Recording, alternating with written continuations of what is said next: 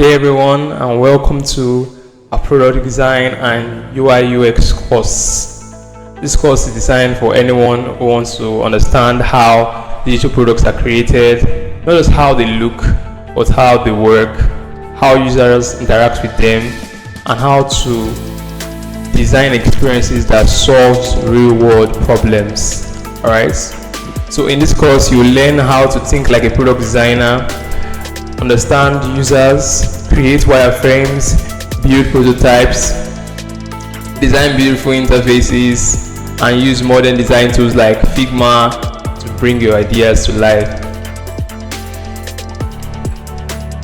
Okay, so here we have our course modules, the roadmap for what we're going to do. First of all is the onboarding and introduction to UI/UX in the course, then user research and empathy mapping.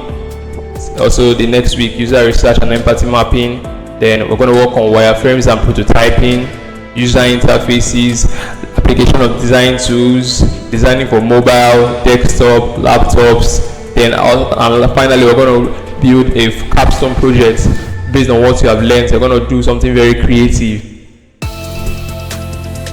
Alright, so first is the onboarding and introduction, and into UI/UX. This first stage helps us understand what product design is, what UI/UX mean, and how designers move from an idea to a finished digital product.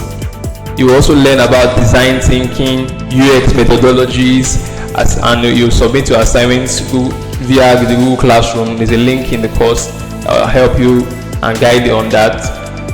Next is user research and empathy. A good designer does not just design based on assumptions, alright? A good designer learns to understand the user. So in this part of the course, you will learn how to get into the mind of the user, identify their needs, their goals, their pain points, and you create empathy maps that help guide better design decisions. The next stage, focus on wireframing and prototyping. This is where your ideas begin to take shape. So you will learn how to create blueprints. Like you can, if you get a sketch pad, you can scribble on it, draw like physical. Before you can move into Figma, you have to learn how to create your low fidelity and high fidelity designs. So you can just get like a sketch pad, use it to create the design first of all with a pencil, then before we transform into Figma. So you learn all that. Then you also learn how to prototype in Figma. Then next is user interface design, UI design. You will learn how to make digital product look clean, professional, and easy to use. Very important, very easy to use.